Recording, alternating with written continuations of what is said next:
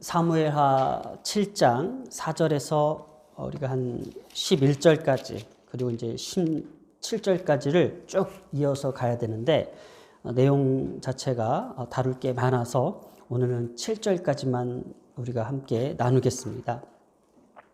우리가 지난주에 사무엘하의 이 구조 가운데에 사무엘하 7장과 8장의 이 순서가 이렇게 뒤바뀌었다는 것을 우리가 함께 볼 수 있었습니다.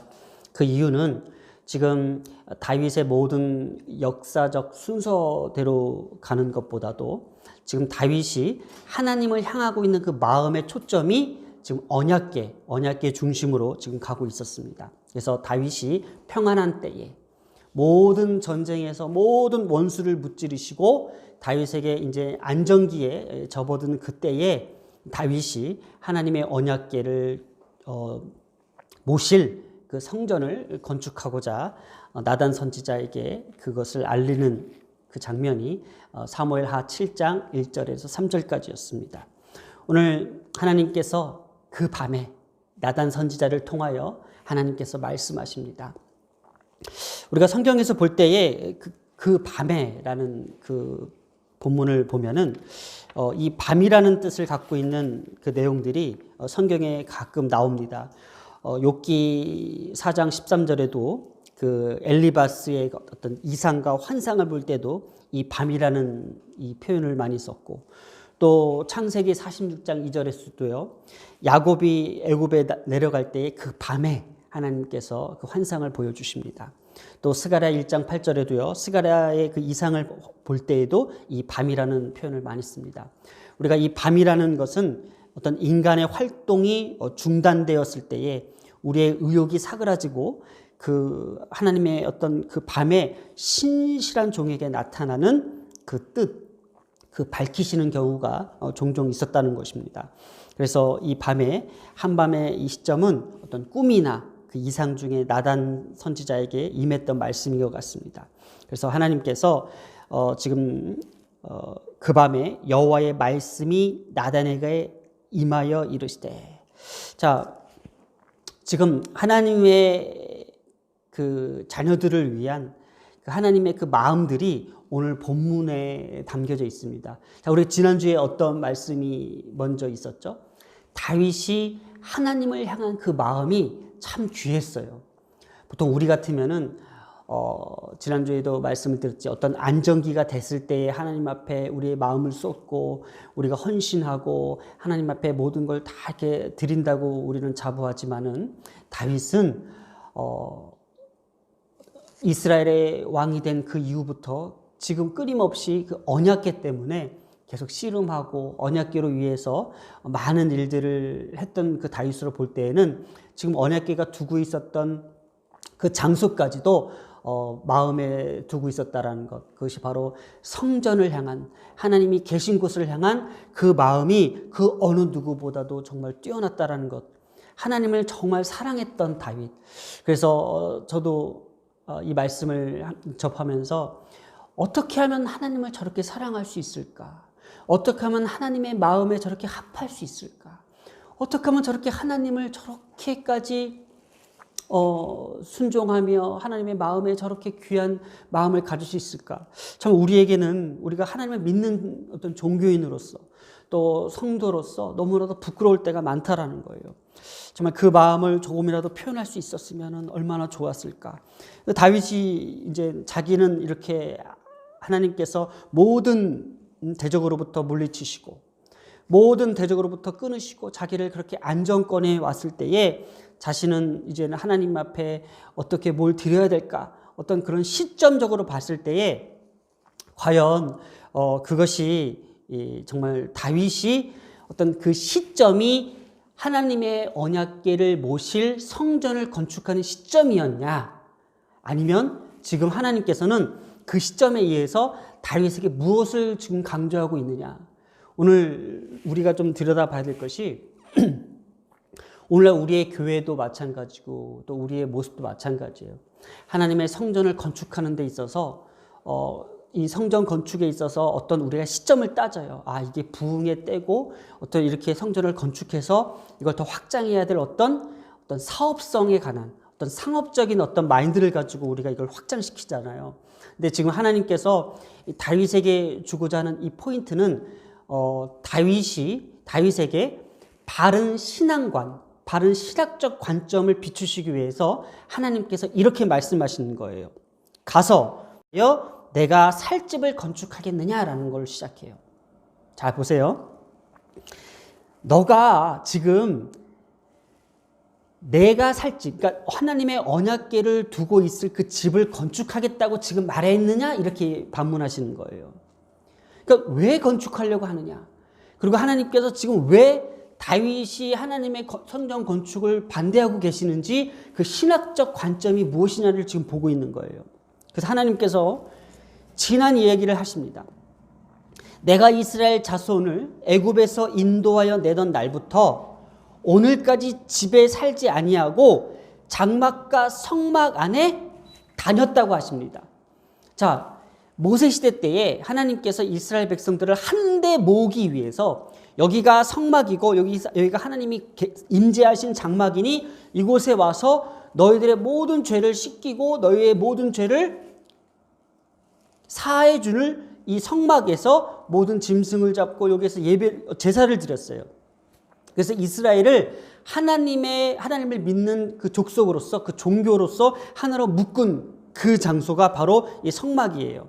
그래서 아직까지도 이스라엘 백성들의 그 관념 속에서는 이 하나님의 임재를 상징하는 언약궤 앞에 바로 성소가 바로 이스라엘의 어떤 상징성이에요. 여기 하나님께서 임재하셔서 여기에서 우리 가운데의 모든 죄를 사해 주시고 여기에서 하나님께서 우리에게 복을 내려주시는 이 장소적 개념이 되게 강했었어요. 그 말이에요. 내가 이스라엘 자손을 애굽에서 인도하여 내셨죠. 모세를 통해서 인도하여 내시고 거기에서 이 장막과 성막을 다녔는데 이때는 유목민들이었어요. 이들이 정착하지 못하고 이곳저곳 떠돌아 다니면서 40년 광야 생활을 통해서 그때 이곳에서 여기다 그러면 여기서 장막을 쳤어요. 하나님의 언약궤를 두고 제사장이 앞으로 가면서 여기서 장막을 치고 거기서 번제를 드리고 자, 이걸 또 철수합니다. 다시 또 그걸 짊어지고 또 옮겨 다녔던 그 시절. 아, 이제는 안 되겠다. 하나님께서 이스라엘을 가나안 땅으로 입성하게 하십니다. 그래서 그것을 가나안들을 다 물리치고 자, 여기서 이제는 하나님의 성소를 둘 만한 곳을 놓고 안정기에 접어듭니다. 이때야말로 하나님께서는 왜 그곳에서 성전 건축을 하지 않게 하셨냐 이거죠. 자, 이때가 중요하다는 거예요. 제가 이 말씀을 드리는 포인트는 지금 하나님께서 진작 하나님의 언약궤를 하나님의 말씀을 둘 그 성소를 짓게 하시려면은 가나안 땅으로 입성해서 그곳이 하나님께서 더 이상 그 이스라엘 백성들을 떠돌이 생활을 하지 않고 안정기에 정착하게 하신 그때에 성전 건축을 하게 했으면 했지. 왜 지금 와서 너희가 마치 지금 이스라엘의 어떤 왕국이 세워졌을 때에 내가 세우게 하겠느냐. 이미 하나님께서는요, 그 성소에 국한되어서 그 성소에 제한되어서 계신 분이 아니라 너희들이 가는 곳곳마다 다녔다라는 표현을 썼다라는 거예요. 그래서 장막과 성막 안에서 다녔나니라는 표현을 썼어요. 그래서 7절에 보면은 이스라엘 자손과 더불어 다니는 모든 곳에서 이 다니는 모든 곳에서가 오늘 말씀의 핵심입니다. 하나님께서는요, 어떤 이 성소 안에 제한되어 계시는 분이 아니라 우리가 있는 그 어느 곳에서 함께 계셨다라는 것을 지금 표현하고 있는 거예요. 그러면서 이렇게 얘기합니다. 이스라엘을 먹이라고 명령한 이스라엘 어느 지파들 가운데 하나가 내가 말하기를. 자, 여기에서 보면은요, 어느 지파들을 한번 보겠습니다. 여기 보면 어느 지파들이 사무엘하 7장 이 7절에서는 어느 지파들이라고 표현하지만은요, 그 역대상 17장 6절에는요, 이스라엘 무리와 더불어 사는 모든 곳에서 내가 내 백성을 먹이라고 명령한 이스라엘 어느 사사에게라고 표현합니다. 자, 여기 지파들이라고 표현한 거와 역대상 17장에서 어느 사사에게 표현한 것은 똑같은 의미예요.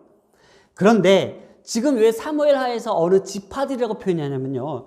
여기서 이 지파들이라는 것은 지도자들 그리고 사사들도 포함되어 있고 심지어 왕정 시대를 시작한 사울 왕까지, 이게 바로 사울 왕이 집권했을 때에는 부족 연합 체제가 있었다는 거예요. 각 지파들마다 유다 지파, 베냐민 지파 이렇게 지파들마다 부족 연합 체제가 이렇게 형성되었기 때문에 아주 안정기였어요. 이스라엘이 이때가 가장 두드러지게 아주 안정기였어요.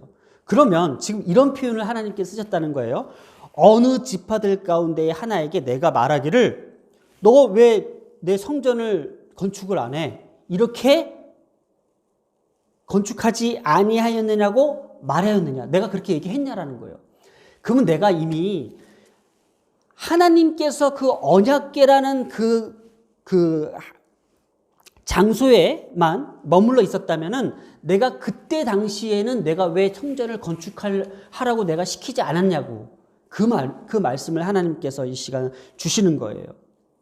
이렇게 하나님께서는요 이스라엘 백성들에게 하나님께서 머무는 그 곳이 성전이 아닌 지금 너희들이 있는 그 어떤 삶의 현장 그 곳곳에 구석구석에 나는 항상 임재하고 있다라는 거예요. 그래서 이제 후반부에 나오는 말씀에는 하나님께서 신학적 메시지를 줍니다. 바로 이것이 내가 있는 곳은 이 성전 안이 아닌 앞으로 다시 오실 예수 그리스도를 얘기를 해요. 예수 그리스도는 어떤 분이에요? 오늘 우리 가운데에 마음 가운데 오신 성령이잖아요. 그러니까 우리가 벌써 이때 하나님께서는 예수 그리스도가 오실 교회로 오실 성전으로 오실 예수 그리스도를 예표하고 있다는 거예요. 그만큼 하나님께서 지금 다윗에게 무엇을 가르쳐 주고자 하냐면 바로 이스라엘 백성들을 향해서 자신의 어떤 바른 신앙관, 바른 지식, 성전에 대한 바른 지식을 지금 가르쳐 주고자 지금 다윗에게 성전 건축보다도 더 먼저 앞서서 하나님께서 지금 말씀해 주시고 있는 거예요. 자, 지금 4절부터 7절까지 하나님께서 왜 다윗에게 성전 건축을 왜 마다하지 아니하시고 왜 그것을 막으셨는지에 대한 이유, 반대하신 이유에 대해서 우리가 잠깐 한번 살펴보겠습니다. 주보에도 제가 기록해 놨는데 하나님은요 백성들을 향해서 하나님에 대해서 바른 지식을 심어주기 위하였습니다. 왜냐? 하나님은 우리가 조금 전에 말씀을 나눴듯이 무소부재하신 분, 무소부재, 없는 곳이 없음, 어느 곳에서 계신 것이 바로 무소부재하시다는 거예요. 하나님은 어느 한정된 공간에 갇혀 계신 분이 아니라는 거예요. 그러나 성전을 짓고 언약궤를 거기에 두면은 백성들이 하나님의 성전이나 지성소라는 그 한정된 곳에서만 머물러 있을 수 있기 때문에 하나님은 성전이나 어떤 지성소라는 그 한정된 공간을 뛰어넘는 바로 앞으로 너희들에게 임할 예수 그리스도에 대한 예표를 지금 말씀하신 거예요. 또 한 가지 이것이 이제 예언적 관점이고요. 지금 현실적 관점을 봤을 때에는 지금 보세요. 지난주에 우리가 말씀을 드렸죠. 하나님께서 블레셋으로부터 모든 원수를 물리치셨다고 그랬어요. 지난주 7장 1절에 여호와께서 주의 모든 원수를 무찌르사, 그 뭐예요? 그동안 하나님께서 많은 전쟁을 치렀어요. 자, 그럼 이스라엘 백성들은 이 전쟁을 치르고 난 후에요. 지금 이 시점이. 그러면은 지금 백성들이 지금 많은 전쟁을 끝내고 이제 막 쉼을 얻은 상태에서 다윗이 웅장한 성전을 짓기 위해서 세금을 거두고 사람들로 하여금 부역을 나서게 한다면은 나중에 하나님의 백성들로 하여금 이 성전을 짓기 위해서 기쁨과 찬송보다도 고통과 원망의 시간이 더 클 수 있다는 것을 하나님은 알고 계셨던 것 같아요. 바로 이 점이죠. 또 다윗이 성전을 건축할 수 없었던 결정적 이유를 역대상 22장 8절에 나타나고 있습니다. 바로 그것이 다윗의 손에 피를 많이 묻혔다라는 거예요. 전쟁을 너무 많이 해서 너무나 많은 사람을 죽였잖아요, 사실은요. 그러니까는 그 다윗에게 지금 그 피 묻은 손으로 성전을 건축하는 것이 좀 이유가 맞지 않은 거예요. 왜 그러냐면은 그것이 이제 성경에 나오는 본문의 말씀으로 봤을 때는 역대상 22장 8절입니다. 너는 피를 심히 많이 흘렸고 전쟁하였느냐? 내가 내 앞에서 땅에 피를 많이 흘렸은즉 내 이름을 위하여 성전을 건축하지 못하리라. 자, 이것이 바로 다윗에게 주는 정황적 사실이에요. 지금 다윗은 이러이러한 사실 때문에, 이러이러한 사건들 때문에 성전을 건축하는 그 입장이 못 된다라는 것을 어떤 정황적 사실을 이야기하는 거고, 또 다른 그 말씀으로는 예언적 암시는 바로 다윗의 때가 아닌 다윗의 후손 솔로몬 때에 성전을 건축하게 했다라는 것. 그걸 잠시 한번 살펴보면은 그 사무엘하 7장 12절에 이래요. 내 몸에서 내 씨를 내 뒤에 세워. 이게 바로 솔로몬을 이야기하고 있어요. 바로 이 씨라는 것은 예수 그리스도가 다윗의 후손입니다. 예수 그리스도가 다윗의 후손에 의해서 나타난다라는 거예요. 그거를 제가 잠시 한번 말씀을 드리면 마태복음에 이것이 나옵니다. 마태복음에도요. 아브라함이 이삭을 낳고 이삭은 야곱을 낳고 야곱은 유다와 그의 형제들을 낳고 유다는 다말에서 베레스를 낳고 쭉 낳다 보면은 우리가 다 보았죠. 예전에 라합에서 보아스를 낳고 보아스는 룻기에서 봤죠. 룻은 뭐예요? 이방 여자였잖아요. 근데 그 룻기에서 오벳을 낳았어요. 오벳에서 이새가 누구예요? 다윗의 아버지예요. 그리고 다윗은 누굴 낳았어요? 우리아의 아내에서 솔로몬을 낳았어요. 그래서 솔로몬에서부터 쭉 나와가지고 바로 예수 그리스도가 탄생한 것을 마태복음 1장에서 등장하고 있어요. 이만큼 바로 다윗을 통해서 이루실 그 성전은 다윗에게 머무르는 것이 아니라 어떤 지성소의 개념으로 머무르는 것이 아니라 나중에 예수 그리스도까지 그것이 나타나겠다라는 하나님의 예언적 암시가 있었다라는 거예요. 자, 오늘 이렇게 본문에서 보면은 우리가 지난주에 우리가 다윗을 하나님께서 성경에 기록했을 때에 왕으로 표현했어요. 1절에 보면은 왕으로 궁에서 평안하게 하실 때에, 또 왕이 선지자 나단에게 이르실 때에, 이렇게 나단이 왕께 아뢰어 이를 때에. 자, 왜 지난주에 1절과 3절에는 다윗을 왕으로 표현했고 오늘 4절과 7절에는 바로 내 종이라고 표현했다라는 거예요. 성경에서 표현하는 이 표현 방법이 되게 중요해요. 우리가 이렇게 다윗을 어떤 때는 왕으로 표현했다가 어떤 때는 또 내 종으로 표현했다가, 우리 예전에도 그 미갈을 표현할 때 다윗의 아내 미갈로 표현한 것이 아니라 사울의 딸 미갈로 표현했던 건 뭐예요? 아직까지도 사울의 어떤 잔재가 남았다라는 것을 암시하기 위한 것처럼 지난주에는 하나님께서 다윗을 왕으로 높여주셨지만은 오늘은 내 종이라고 표현했다는 것은 이만큼 엘 아브디가 나의 종이란 뜻이에요. 이것이 이제 간접 목적으로 나타내는 전치사를 표현해가지고 엘 아브디, 나의 종이라는 것. 바로 이것이 다윗의 신앙 자체를 보고 계시한 점이에요. 다윗의 어떤 신앙 자체를 지금 관점을 두고 있는 거예요. 그만큼 다윗이 하나님의 종으로서의 그 신앙 관점이 너무나도 하나님의 입장에서는 귀한 거예요. 그래서 하나님께서 지금 다윗을 바라보고 있는 그 마음을 우리가 이렇게 다 읽을 수 있어야 되는 거예요. 우리가 지난주에는 다윗이 하나님을 사랑하는 그 마음, 하나님의 성전에 대한 마음, 하나님의 그 언약에 대한 마음이 누구보다도 짙었다라는 것. 하지만은 그 마음보다도 그 이상이 뭐예요? 하나님이 다윗을 통하여 그 백성들을 바라보고 이스라엘을 향한 그 마음들을 오늘 이렇게 우리에게 비춰주고 있는 거예요. 그래서 제가 약간 지난주에 좀 이렇게 들뜬 마음으로 이 말씀을 읽다가 참 많은 은혜를 받았습니다. 그래요. 제가 이렇게 읽다 보니까는 하나님께서 더불어 다니는 모든 곳에서, 그러니까 이스라엘 백성들이 출애굽을 통해서 또 출애굽에서 가나안 땅을 통해서 또 하나님께서 부족 왕국을 통해서 이렇게 이끄시는 이 과정 속에서 이스라엘이 가는 곳곳마다 그 삶의 현장에서 그 힘들고 어려운 가운데서 심지어 사사시대 때에 죄를 짓는 그 현장까지에서도 하나님께서는 어떻게 두루 다니며 더불어 다니며 모든 곳에서 이스라엘과 함께 하셨던 그 하나님, 오늘날 그 하나님께서도 오늘 우리의 삶의 현장 속에서 우리의 삶 가운데에 깊숙이 관여하셔서 개입하셔서 우리와 함께 하신다는 그 메시지를 우리에게 주고 있다는 거, 얼마나 이것이 감격이고 기쁜지 모릅니다. 그저 우리가 느끼는 그 하나님, 우리가 믿고 있는 그 하나님은 어떤 하나님일까?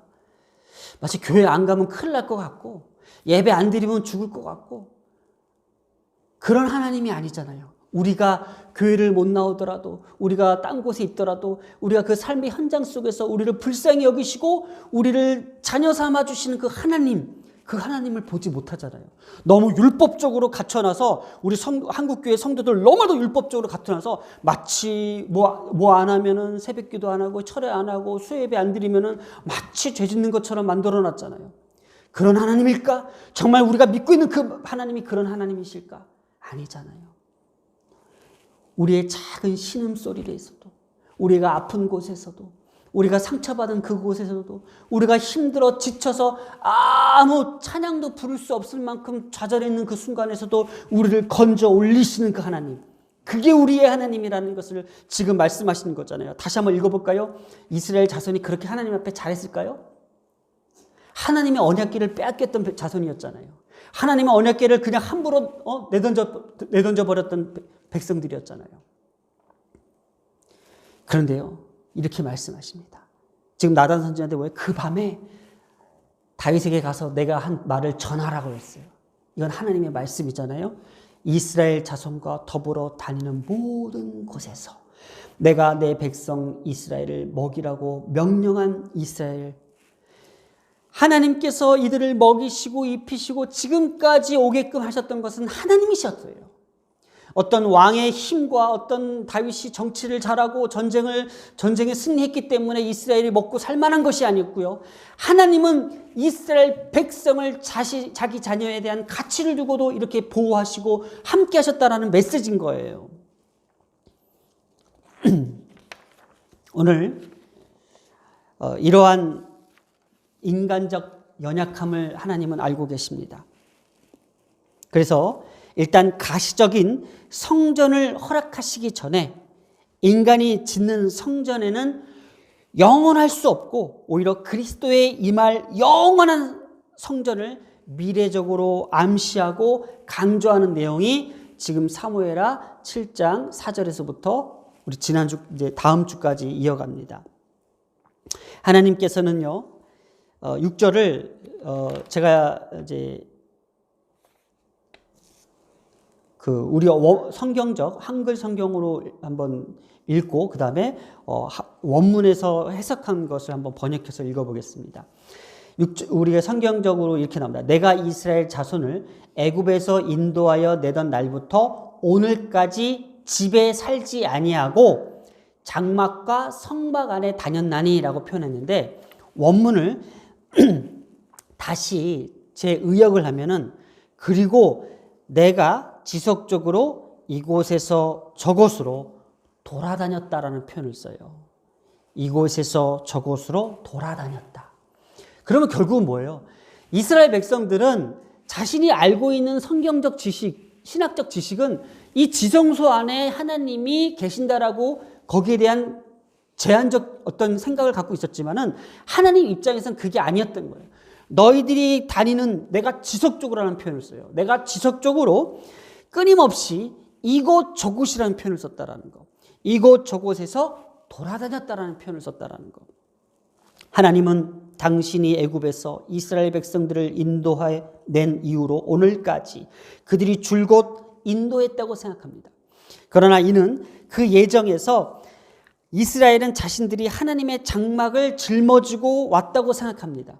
자신들이 하나님의 장막을 짊어지고 장막을 치고 거기에서 번제를 드리고 자신들이 하나님을 섬겼다고 생각하고 있지만은 사실은 오히려 하나님께서 그 장막 안에 계신 것이 아니라 이스라엘 위에 계셔서 그들이 여기까지 이끌고 오신 것이라는 의미를 담고 있다라는 거예요. 그러니까 이것이 이 6절의 말씀이 잘 해석을 하다 보면은 이스라엘 백성들이 마치 하나님의 성전을 모시고 성전을 장막을 치고 정말 그 무거운 언약궤를 짊어지고 여기까지 하나님을 모셨다고 생각하지만은 그래서 다윗이 그런 표현을 썼던 거예요. 나는 백향목에 있는데 하나님의 성전은 너무 초라하다. 근데 하나님께서는 지금 어떻게 말씀하고 계세요? 너희들이 나를 지금 모신 게 아니라 내가 이스라엘 그 위에서 지금 오늘날까지 이곳 저곳을 다니며 내가 너희들과 함께 돌아다녔다라는 표현을 쓰고 있다라는 것.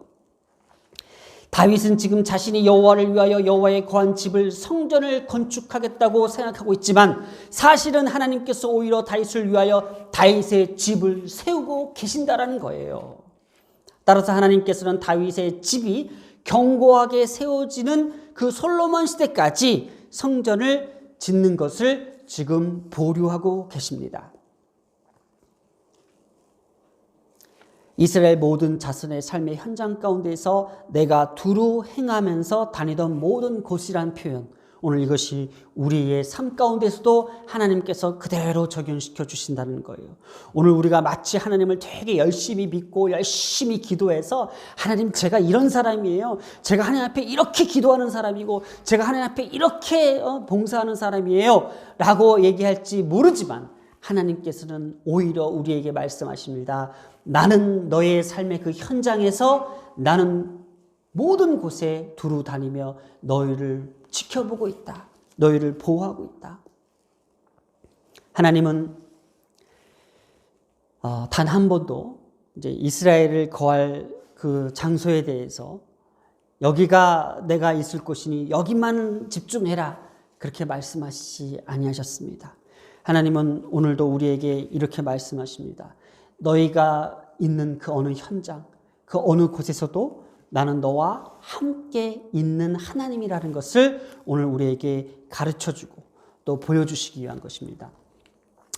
오늘 우리의 메시지는 하나님은 우리의 삶의 모든 현장, 모든 곳에서 우리와 함께 하시는 기도하겠습니다.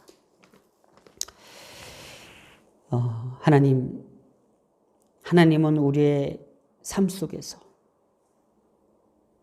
모든 곳에 다니시며 임재하시는 분이심을 우리를 다시 한번 깨닫게 하심을 감사합니다.